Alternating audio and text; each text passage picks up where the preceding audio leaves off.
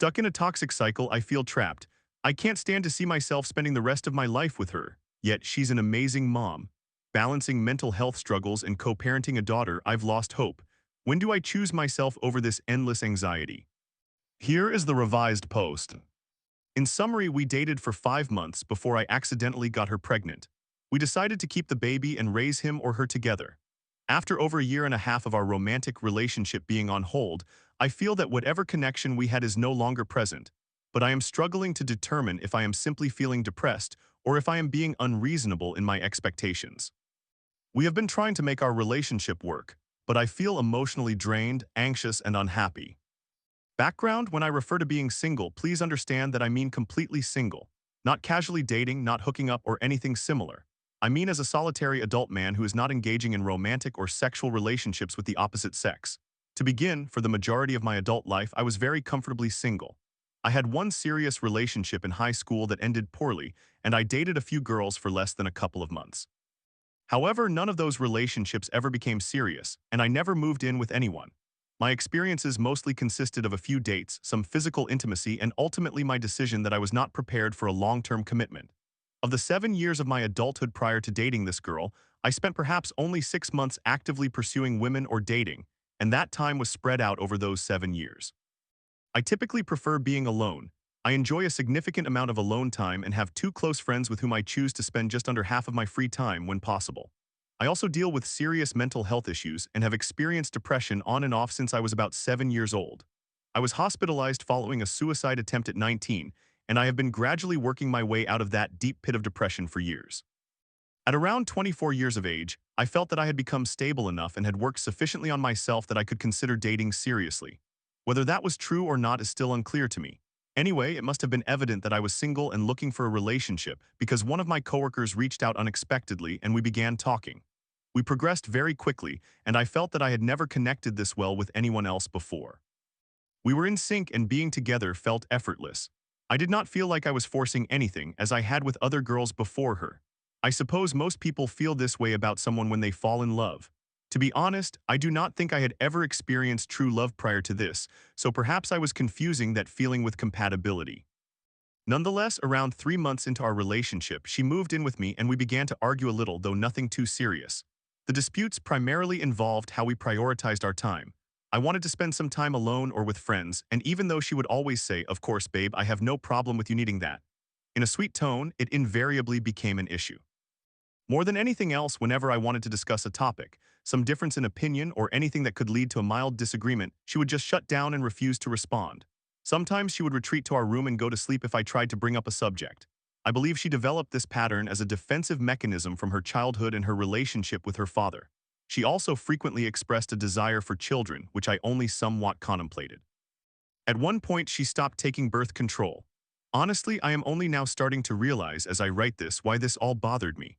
Anyway, by month 4, I began to think about what life with children and her would be like, and even though I still loved her deeply, I realized that I would not want that life if it meant being with her. Then I made a mistake and did not use a condom one time. I finished inside her, and yes, I acknowledge that I am entirely responsible for not taking precautions. I was anxious about this incident, and it really caused me to seriously contemplate whether I wanted a future with her. I suppose even one slip-up is enough. Anyway, we discovered at approximately month 5 of our relationship that she was pregnant. I was quite overwhelmed, but I told her we would face it together. She expressed that she wanted to keep the baby, which I anticipated, so we began planning our future around preparing for a stable home for the baby by the time he or she was born. I completely set aside my own wants and needs throughout the pregnancy, believing it was necessary to support her as much as possible.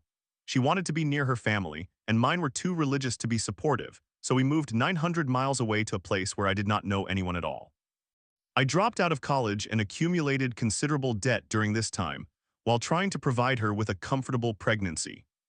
Throughout the entire pregnancy, it felt as though our romantic relationship was entirely on hold.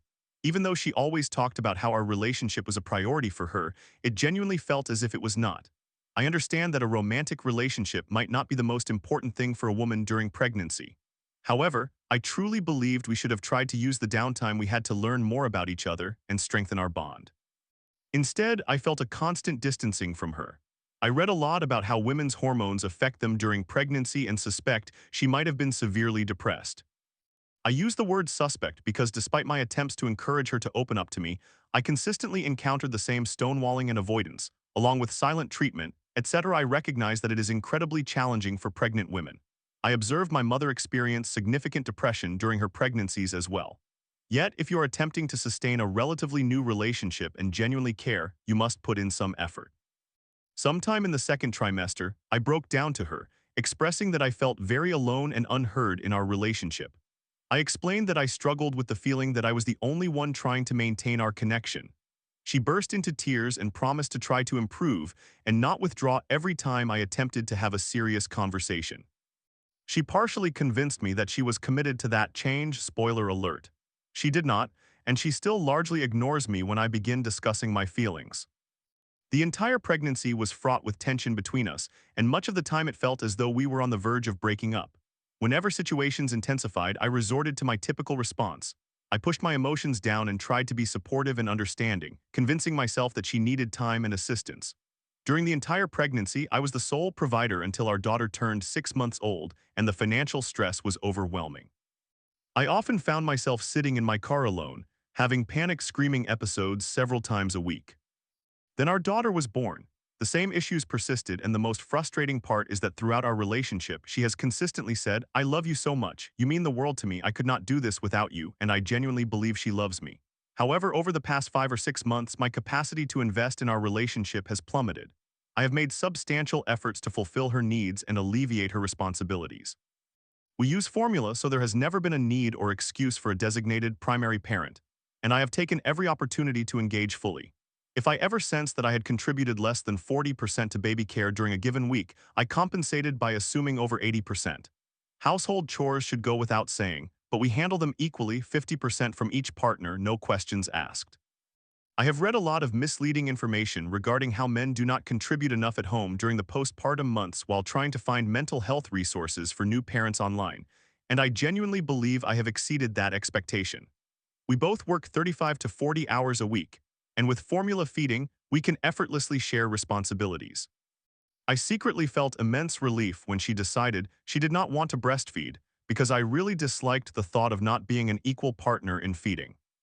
Around Christmas, which is just a few days after my birthday, I experienced an overwhelming realization. I do not care anymore, and I recognized that I was significantly happier when I was not around her. I must admit, she is not a bad person at all. She is very kind, an incredible mother, and she has been a decent friend when it comes to hanging out and engaging in enjoyable activities or games. However, I struggle to reconcile the fact that she shuts down communication so swiftly and effortlessly. I have truly begun to feel that I cannot envision spending the rest of my life with her, yet we have built an entire life together.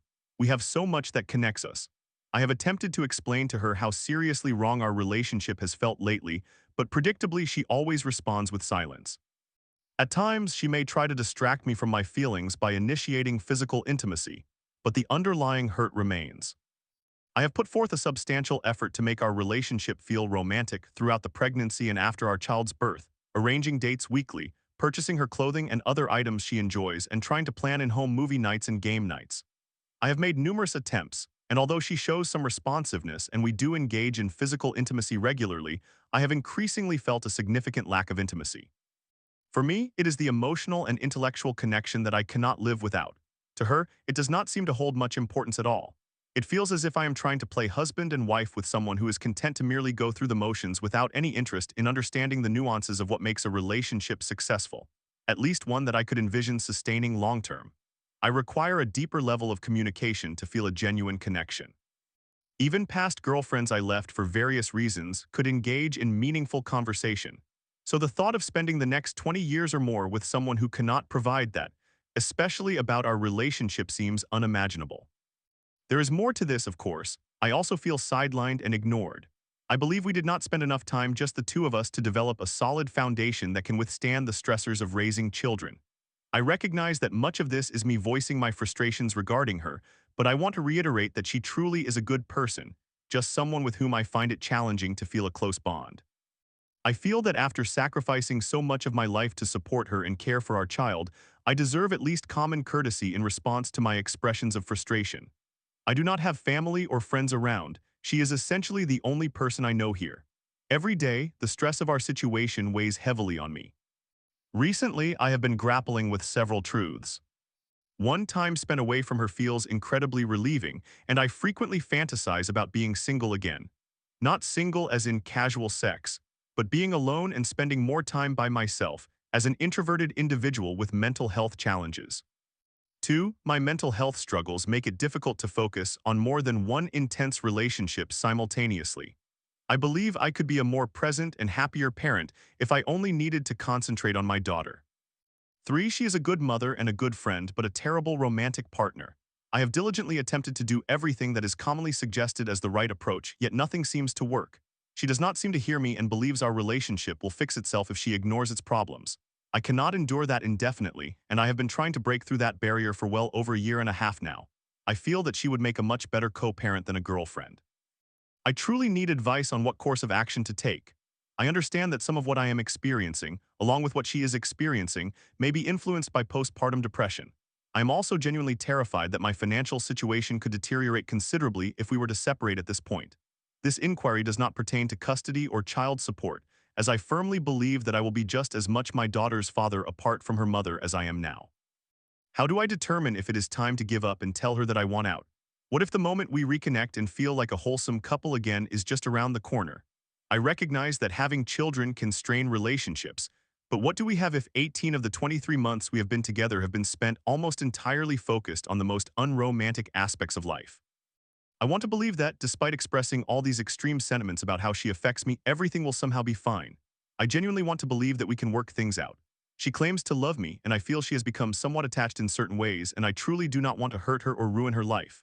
However, there are essential aspects that I require from a relationship, things I cannot and will not compromise on, that she does not seem capable of providing me. I have not seen enough of these elements during our time together to believe I will ever receive them. To sum up, at what point do I stop trying to make it work for the sake of waiting for our daughter? And if I choose to leave, how do I approach the situation gently and ensure we remain financially secure? Edit, I have been concerned about my emotions potentially being influenced by postpartum depression due to my mental health history and previous suicidal inclinations, and since my daughter's birth, I have experienced an increase in suicidal thoughts. However, I am uncertain if this feeling would persist, especially for a man. Story 2. My best friends abandoned me over my new relationship. I just can't support you again. Turns out they were never really my friends. After I finally found the love I deserve, they ghosted me for no reason. Now they're hanging out without me. How do I move on? This is a lengthy one, everyone. There is a lot of background information, so here we go. My friends are E female 29, who is also my sister, M female 30, whom I have known for 25 years, and G female 30, whom I met through work approximately 5 years ago. We were very close-knit, always communicating in our group chat, constantly spending time together, either all four of us or in smaller groups. I was in an unhealthy relationship with a man I met in high school for over 11 years. When we broke up, I was in a very bad place. The girls were fully there for me during that time. In the months following the breakup, I felt completely empty and depressed, and it took a significant amount of time and some excellent therapy to remind me of my worth. I truly could not have done it without my best friends. They all strongly disapproved of him the entire time, but what was essentially Stockholm Syndrome is a real beast that does not listen to reason. Of course, we were able to laugh and joke about it afterward, so all is good. Fast forward to when I started to put myself out there in the dating world again. I had been out of the dating scene for most of my adult life and had not really experienced the process of meeting different people and figuring out how many unsuitable options I had to encounter, etc. The girls had their fair share of dating experiences, so we must respect their perspectives. However, I also believe it is something one has to figure out independently. I met a guy and had a fairly decent friends with benefits situation for a year, which I was honestly content with. We were solid friends, the benefits were enjoyable, and it was a mutual understanding that it was just that. The girls did not approve of this arrangement, constantly urging me to end it, continually expressing their warnings and concerns anytime I even mentioned him. But I enjoyed his company, the intimacy was satisfying, and I was still able to live my independent single life. It became irritating enough that I consciously reduced how often I mentioned him. We fast forward again, and I am feeling more inclined to search for love. The friends with benefits situation was completely fine with it. I began dating a nice guy and the girls were neutrally supportive. However, he developed cold feet, and over the months we dated, we ended it and got back together a few times. I genuinely liked him, so I was disappointed when this occurred, but I was willing to give it another chance. M, in particular, instantly disliked him due to his cold feet, and when it was officially over, all three of them joined the hate club. I understand their desire for the best for me, but their reactions felt more harsh than protective. By this point, the friends with benefits situation was entirely resolved, so I returned to the dating applications. I think I went on 3 first dates during a span of 2 or 3 months.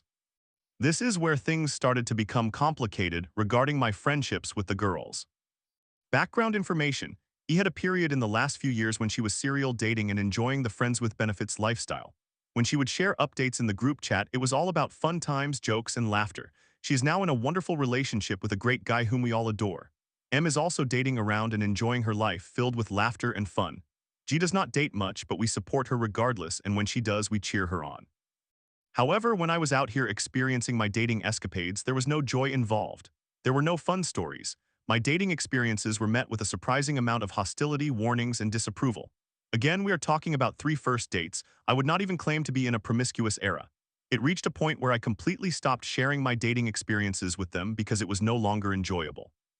I could not engage in conversations about dating with my friends because their reactions felt as if I were a disobedient child who did not know what I was doing and should just listen to the adults. Instead of keeping it to myself, I started sharing my dating stories with my mother. She was the one I called on the way to the date and immediately after I returned to my car. While this honestly brought us closer, there are times when you want your friends, not your mom. Then I met my current boyfriend. Our first date lasted 3 days and I truly feel I have met my soulmate. I have never experienced this level of happiness in my life and I cannot wait to share it with my friends. This man is the kindest, most respectful, chivalrous, gentle, and sweet person I have ever known. It sounds cliche, but when you know, and there is no better way to describe it. We both felt an instant connection just by chatting before we met. I cannot wait for these girls to see our happiness. I look forward to them witnessing the kind of love that my 11-year ex could never provide. When we met, he mentioned something about his past that I am afraid I cannot disclose here. I apologize, but I will attempt to provide as much context as possible. It is the kind of situation that many people might learn and upon first learning would likely distance themselves from him. However, every single person in his life is aware of this detail and they all still love him for who he is, the joy he brings, and because it is not relevant to his identity as a person, neither then nor now. This incident occurred 15 years ago, and although it has some very few minor consequences today, it is essentially a non-issue. He met my mother within the first couple of weeks and I informed her about his past. She was extremely kind and understanding and she absolutely loves him. Because of the growing hostility from my friends regarding my dating life, I decided to tread carefully when revealing this detail as I wanted them to meet him first. I wanted them to see that he is a beacon of positivity, how happy we make each other, and essentially mitigate their inevitable judgments before they could voice them. E and G met him once before during a relaxed hangout at home. I informed him first because that was just how it happened, even though she had not met him until afterward. I wanted to share this news in person due to its sensitivity, but I became overly eager and M told the other two before I even had a chance. We are talking about mere hours later. With alarming swiftness, our group chat went silent. I continued to send messages and I kept posting memes. There were no responses. It took me 5 days to realize what was happening. I knew exactly what had occurred. Did anyone reach out to ask questions? No, they disappeared. This happened at the beginning of November 24. I think I have seen them 3 times since that incident. I have reached out and attempted to discuss the situation with them. M is still supportive, she will still respond to me. However, E told me that supporting me through my 11-year breakup took too much out of her and she simply cannot go through it again. G has not spoken to me one-on-one since then.